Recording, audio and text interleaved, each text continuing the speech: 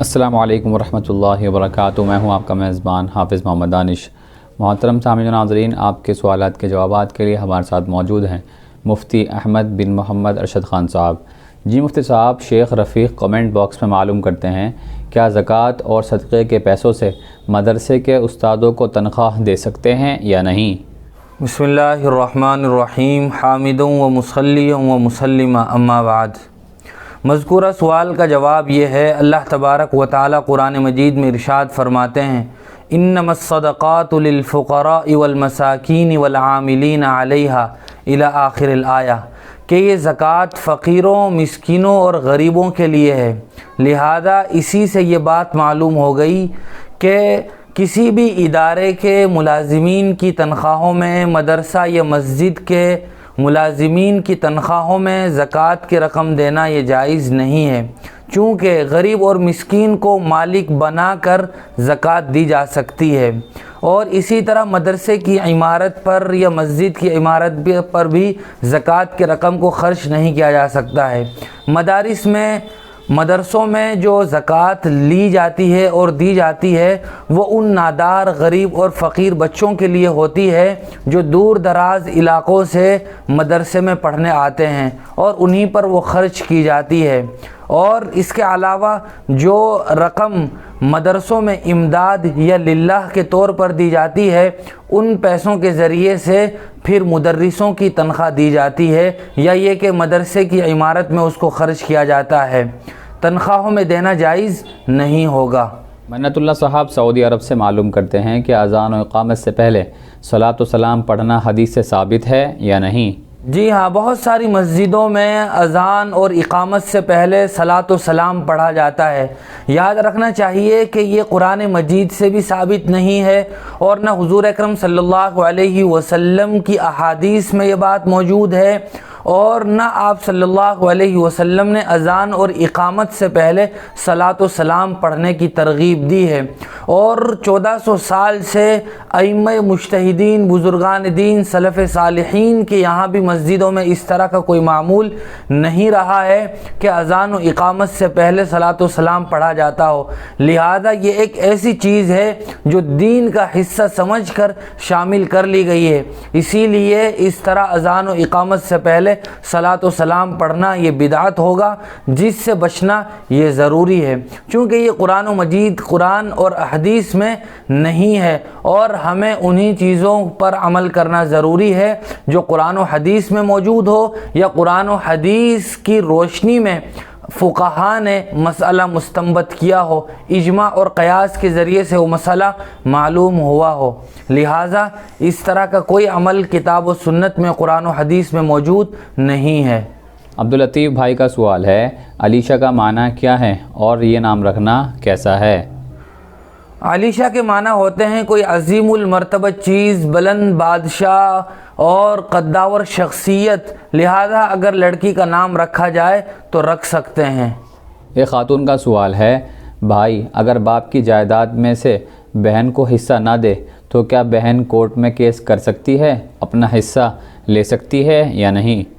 جی ہاں، اللہ تبارک و تعالی قرآن مجید میں ارشاد فرماتے ہیں، للذکر مثل حظ الانثیین، یعنی بھائیوں کی طرح بہنوں کا بھی شریعت میں حصہ موجود ہے۔ لہذا اگر کسی کے والد کا انتقال ہو جائے تو جس طرح لڑکوں کے لیے وراثت میں حصہ ہوتا ہے، اسی طرح لڑکیوں کے لیے بھی وراثت میں حصہ ہے۔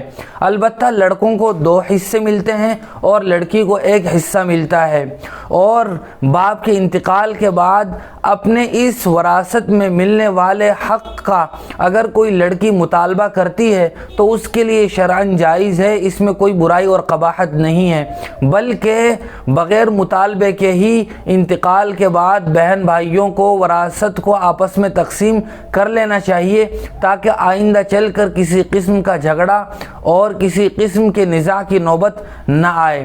لیکن اگر بھائیوں نے بہنوں کا حصہ نہیں دیا اور وہی پوری جائیداد پر قابض بن کر بیٹھ گئے تو بہنوں کو اپنا حق لینے کے لیے خاندان کے بڑے لوگوں کو بھی بٹھا کر مسئلے کو سلجھانے کی گنجائش ہے، لیکن اگر اس سے بھی مسئلہ حل نہ ہو تو پھر وہ کورٹ میں بھی اپنا مقدمہ دائر کر کے بھائیوں سے اپنی وراثت کا حصہ لے سکتی ہیں۔ لیکن یاد رکھنا چاہیے کہ شریعت میں بہن کا حصہ وہ بھائی کے مقابلے میں آدھا ہے، لیکن سرکار جو بہن بھائیوں کے درمیان وراثت تقسیم کرتی ہے اس میں لڑکے اور لڑکی کا حصہ برابر ہوتا ہے۔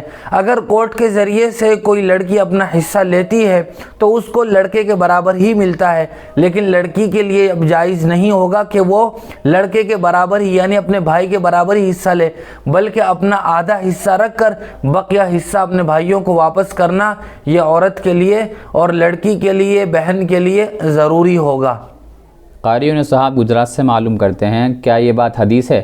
ایک شخص آپ کے پاس آیا اور اس نے فقر و فاقہ کی شکایت کی تو آپ نے اس کو شادی کرنے کا حکم دیا، اس نے نکاح کر لیا، پھر بھی فقر و فاقہ باقی رہا، وہ پھر آپ کے پاس آیا، پھر آپ نے نکاح کا حکم دیا، اس طرح 4 نکاح کیے اور فقر و فاقہ ختم ہو گیا، کیا یہ حدیث ہے؟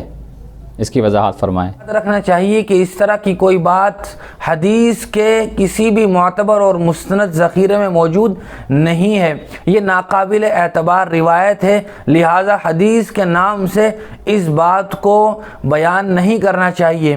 حماد بھائی کا سوال ہے، ایک شخص کے پیسے گم ہو گئے جس کے بعد اس نے صدقے کی نیت کر لی تو کیا صدقے کا ثواب ملے گا یا نہیں؟ جی ہاں، یہ مسئلہ بھی کبھی کبھار پیش آتا ہے کہ اگر کسی کا کوئی سامان گم ہو جائے یا پیسے گم ہو جائے تو ہم آپس میں بات کرتے ہوئے کہتے ہیں کہ صدقے کی نیت کر لو۔ یاد رکھنا چاہیے کہ اس طرح صدقے کی نیت کرنے سے صدقے کا ثواب نہیں ملے گا، چونکہ صدقہ تو وہ مال ہوتا ہے جو ہم اپنے ارادے سے اپنے مال میں سے صدقے کی نیت سے کسی کو دیتے ہیں۔ ہاں یہ بات ضرور ہے کہ اس کا جو مال گم ہو گیا اس کی وجہ سے اسے جو تکلیف ہوگی اور اس کا جو دل دکھے گا اس پر اللہ تبارک و تعالیٰ کی طرف سے اس کو ثواب دیا جائے گا۔ عبداللہ بھائی شاہین باغ سے معلوم کرتے ہیں، کیا فرض نماز کی طرح سنت میں بھی قاعدہ اولیٰ میں التحیات کے بعد درود شریف پڑھنے سے سجدہ سہو واجب ہوگا یا نہیں؟ جی ہاں، فرض نماز کی طرح واجب وتر میں بھی اور ان سنتوں میں بھی جو 1 رکعت کے ساتھ 4 رکعت سنت مؤکدہ ہیں، جیسے ظہر سے پہلے کی 4 رکعت، یہ 4 رکعت سنت مؤکدہ ہیں۔ اگر ان سنت مؤکدہ میں دوسری رکعت میں قاعدے میں التحیات کے بعد کوئی آدمی درود شریف پڑھ لے یا اللہم صلی علی محمد تک پڑھ لے تو اس پر سجدہ سہو واجب ہو جائے گا۔ لیکن اگر غیر سنت مؤکدہ ہیں، جیسے عصر اور عشاء سے پہلے کی سنتیں ہیں 4 رکعتیں ایک سلام کے ساتھ پڑھی جاتی ہیں، ان سنتوں میں اس طرح کی بات پیش آ جائے تو ان میں سجدہ سہو واجب نہیں ہوگا، بلکہ ان میں تو بہتر ہے کہ آدمی پڑھ لے، تب بھی کوئی حرج نہیں ہے۔ یہ مسئلہ فرض، واجب اور سنت مؤکدہ کا ہے۔ سالم بھائی مظفر نگر سے معلوم کرتے ہیں، کیا بیت الخلاء میں جاتے وقت سر ڈھانپنا ضروری ہے؟ بعض لوگ کہتے ہیں، اس کے بارے میں بتائیے۔ یاد رکھنا چاہیے کہ قضاء حاجت کے وقت سر ڈھانپ کر اور جوتے پہن کر بیت الخلاء میں جانا یہ مسنون اور مستحب ہے۔ حضور اکرم صلی اللہ علیہ وسلم کی عادت شریفہ یہی تھی کہ آپ سر ڈھانپ کر اور جوتے پہن کر قضاء حاجت کے لیے تشریف لے جایا کرتے تھے۔ البتہ واجب اور فرض نہیں ہے، سنت اور مستحب ہے۔ سنت اور مستحب کا ثواب ملے گا، واجب نہیں ہے، جیسا کہ سوال میں پوچھا گیا ہے۔ وسیم شریف ٹیلر گجرات سے معلوم کرتے ہیں، کہ غیر مسلم کو زکوٰۃ اور صدقہ دے سکتے ہیں یا نہیں؟ اللہ تبارک و تعالیٰ قرآن مجید میں ارشاد فرماتے ہیں، خذ من اموالہم صدقۃ تطہرہم وتزکیہم بہا وصلی علیہم، کہ مسلمانوں سے ہی زکوٰۃ لو اور مسلمانوں ہی میں دو۔